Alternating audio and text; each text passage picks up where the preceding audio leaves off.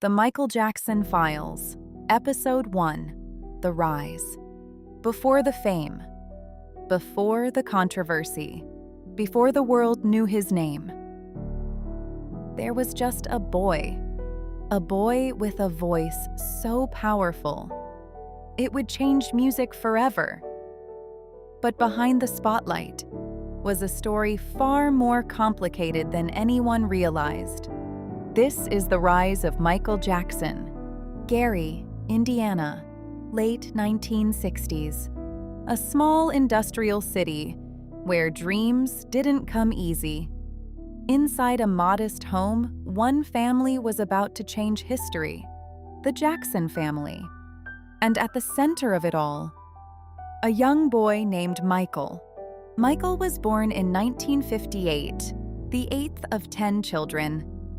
Music wasn't just a hobby in the Jackson household, it was discipline. Their father pushed his children hard.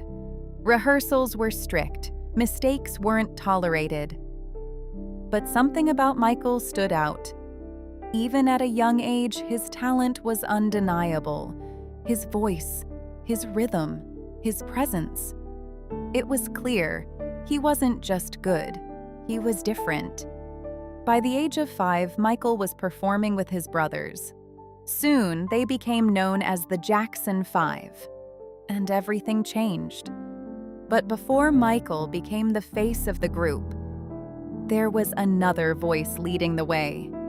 Jermaine Jackson. At the time, Jermaine was the lead singer.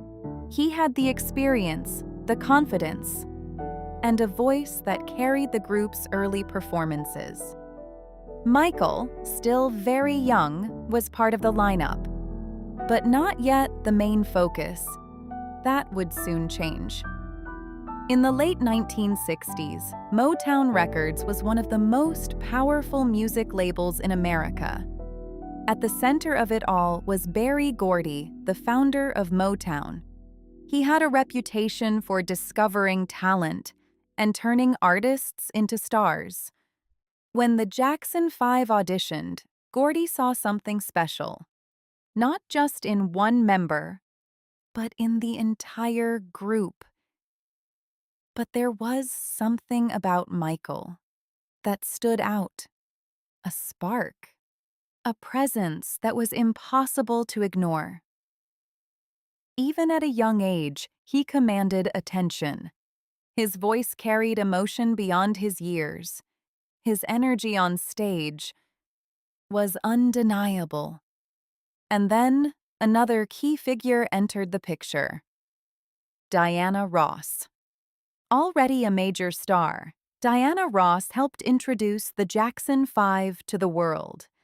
Their debut album was even titled Diana Ross Presents the Jackson 5. Her name brought attention, credibility, and curiosity. As Motown shaped the group's image and sound, a major decision was made. Michael would become the lead. It wasn't just about talent, it was about impact. Michael had a rare ability to connect with audiences, to draw them in, to make them feel something. Jermaine remained a key part of the group, but the spotlight had shifted.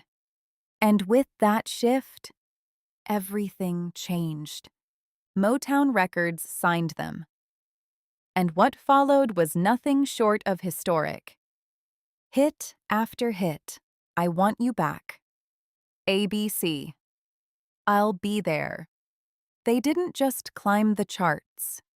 They dominated them. And at the center of it all was Michael.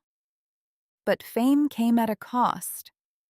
While other kids played outside, Michael was on stage, in studios, on tour.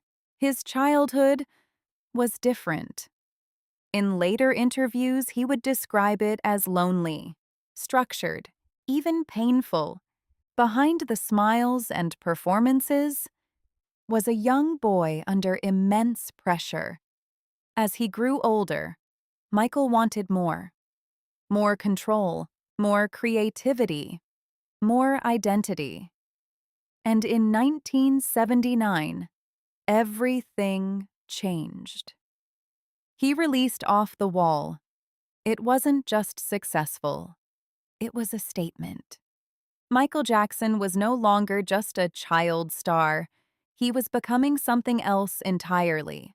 Something bigger. The world was watching, and Michael was evolving. His sound, his style, his ambition. Everything was growing. But with that growth came pressure, expectations, and a level of fame the world had never seen before. This was only the beginning, because what came next would turn Michael Jackson into a global icon, and eventually, one of the most debated figures in modern history. Don't forget to like, subscribe, and follow. Because some stories were never meant to be simple, and the next chapter might be even more disturbing.